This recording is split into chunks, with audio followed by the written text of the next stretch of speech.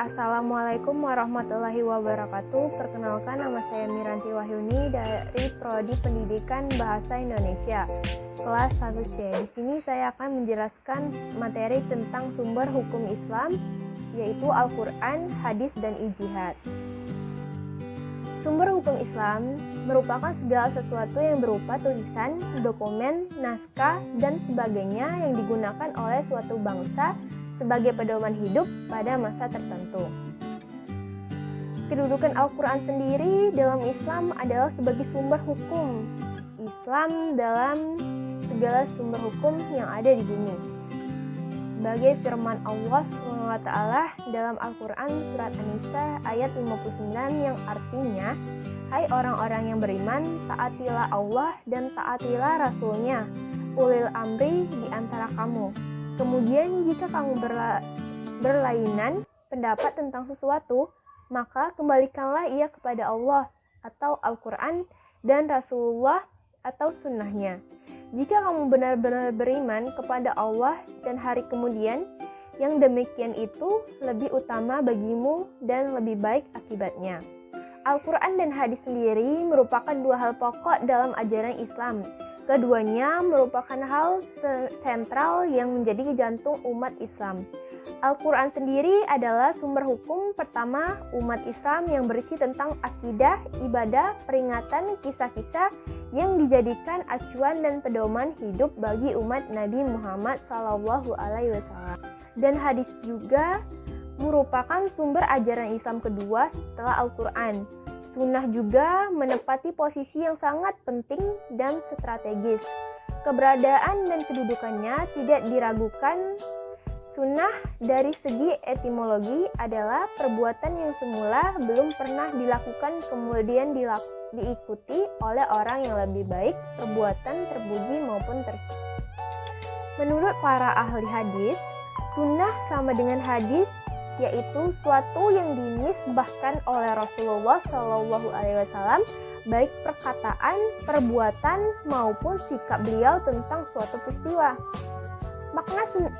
Makna sunnah juga mengandung pengertian suatu perbuatan yang jika dikerjakan mendapat pahala, tetapi jika ditinggalkan tidak mendapat dosa. Sunnah menurut istilah usul fiqh adalah ucapan Nabi dan perbuatannya. Jadi, hadis berarti cara yang dibiasakan atau cara yang dipuji. Sedangkan menurut istilah agama, yaitu perbuatan Nabi. Perbuatan dan takrirnya, yaitu ucapan dan perbuatan sahabat yang beliau diamkan dengan arti membenarkan. Seluruh umat Islam telah sepakat bahwa hadis Rasulullah merupakan sumber dan hukum Islam setelah Al-Quran. Kesepakatan ini untuk mencapai dan menerima, mengamalkan segala ketentuan yang terkandung di dalam hadis ternyata sejak Rasulullah. Sedangkan ijtihad menurut bahasa artinya bersungguh-sungguh dalam mencurahkan pikiran. Menurut istilah, ijtihad adalah mencurahkan segenap tenaga dan pikiran secara sungguh-sungguh untuk menetapkan suatu hukum. Ijtihad dapat dilakukan ketika suatu masalah yang hukumannya tidak ada di dalam Al-Quran dan hadis, sehingga bisa menggunakan ijtihad dengan menggunakan akal pikiran, namun tetap mengucap pada Al-Quran dan hadis. Yang perlu kita ketahui juga tentang macam-macam bentuk ijtihad. Yang pertama ada ijma, adalah kesepakatan dan ketetapan hati untuk melaksanakan sesuatu. Ijma dilakukan untuk merumuskan suatu hukum yang disebut secara khusus dalam Al-Quran dan hadis. Yang kedua ada qiyas.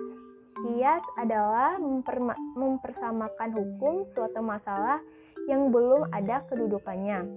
Hukumnya dengan masalah lama yang pernah ada karena ada alasan yang sama.